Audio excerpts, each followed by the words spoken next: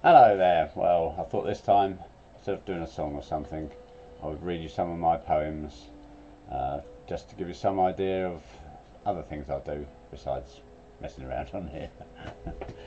Right, my first poem is called Pigeons, and it explains the reason why we have them. The pigeon is a fluffy bird, all grey and speckled white. It nods its head back and forth, looking for a fight. What earthly use is this bird to all the worldly towns, including all the funny ones, all white or yucky brown? Unless you have some children or contact with some kids, you may just think all pigeons do is poos to make us skid. But I have fathomed God's great plan and why he gave us these. It's not for those open bowels to bring us to our knees, for it is to see young children when pigeons are quite near. The one thing children lack with birds is any sort of fear. They run and chase the silly things and run until they're tired. The pigeon will just fly away, returning so inspired. Yes, God's almighty plan for towns where children have no fun was to have pigeons flying round and help make children run.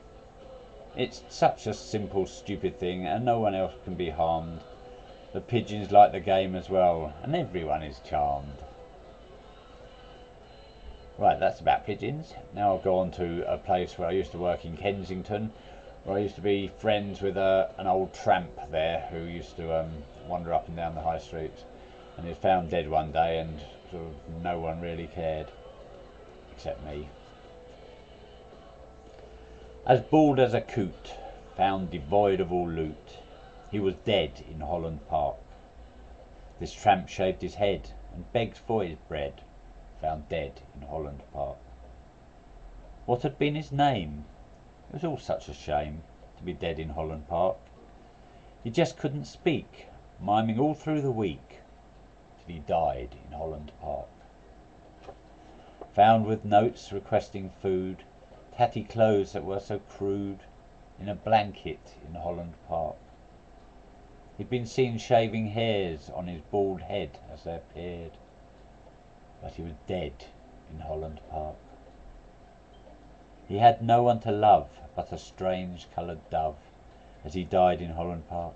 He was sick as could be, and was smelling of wee, just a corpse in Holland Park.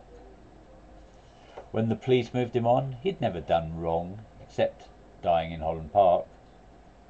He had no real home, just a high street to roam, until he died in Holland Park. He would search in the bins for food in old tins, though he died in Holland Park. He'd been seen feeding birds. Had he feelings? Absurd. So he died in Holland Park. Okay, that's a little memory to a friend of mine who was very old and poor. Right, during the time of the IRA bombings, I quite often got involved in being stuck where the bombs were because of the areas I worked in. And I thought I'd write a little poem about one day when I got completely fed up. A bomb. A blasted bomb to stop me getting home, or phone to leave a message I'll be late. My dinner's on the plate. It'll wait. It certainly will be cold. I feel so old walking and talking. Looking for a bus, the tube is such a fuss. My blood begins to boil, like my potatoes back at home. As Oxford Street I roam, a crystal dome, a test. Which way is best? I follow the rest, hungry, angry. What a flippin' mess! Guess I will be stuck in Oxford Street, complete with briefcase and a suit. It's a bit of a hoot, stranded, branded, double helping landed. I hope my food will last much longer than this blast. I want to buy it, right?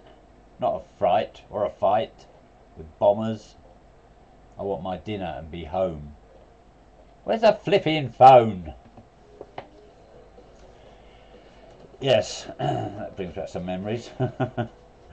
Right, now, when I was young, at school I built a little birdhouse, and about 20 odd years, 25 years later, I managed to hang it up outside. And there's a little story about it. I made a little birdhouse and put it on the wall. The bird built its nest there. I heard the birdie call. Along came a mating bird and joined the happy throng, laying lots of eggs to a happy song. The eggs hatched in the birdhouse. I felt really proud. The babies grew and lived there, tweeting really loud.